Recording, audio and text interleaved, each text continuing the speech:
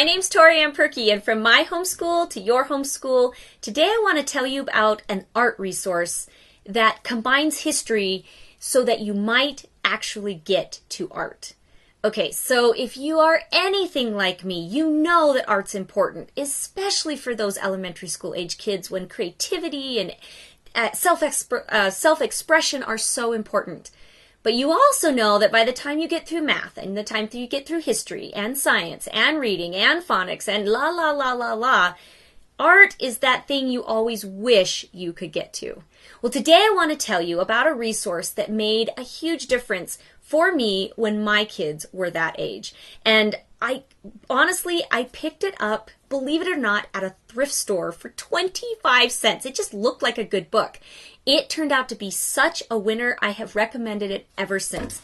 It is called Discovering Great Artists by MaryAnn Kohl and Kim Solga, although Kohl is the one who does this great art series for kids. Here's what I love about this particular book. Every single art project is simple. It's got the kinds of supplies that you've got in your house, most likely.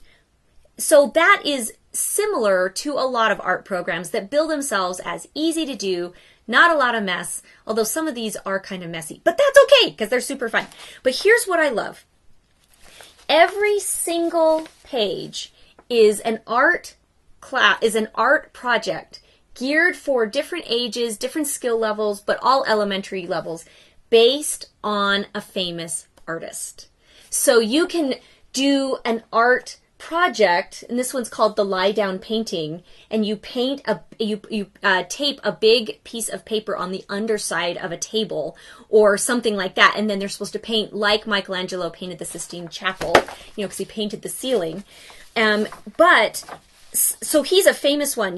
But there are projects. Here's one on Rodin, and if you don't know your artists, and I don't know all of them, but I do know that Rodin is really famous for his sculptures. So here is one about carving clay, based on Rodin. So you've got an artist. You've got an art project. And the way I always use this is I didn't feel like I had to go through the book start to finish. I didn't feel like I was necessarily trying to teach different artistic styles. I was able to say, we're going to learn some history. We're going to focus on this artist. We'd go learn about the artist. We'd read about his history or her history.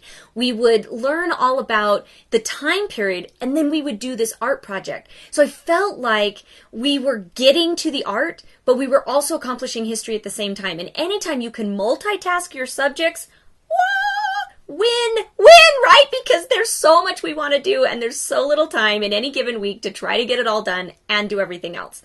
Love, love, love this book. Doesn't cost a ton. It was easy to slide on my shelf, and I would pull it out. I will tell you, I used this with a group of other homeschool moms. We met, I think it was just once a month, and we did an artist a month, and every mom used this book, would pick a project that appealed to her. There were 4 or 5 families that came together. I'm just trying to think how many families there were. There were 4 or 5 families, so there were enough kids that it was really fun. It was low-key.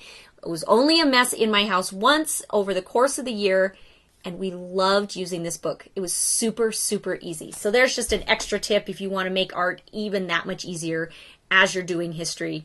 Putting them together, sure win, way to make it actually happen. And my kids still remember this experience that we used to do with this book. If it's something that looks like it would work for your family, check it out up above or down below or wherever the link is based on where you're watching this video.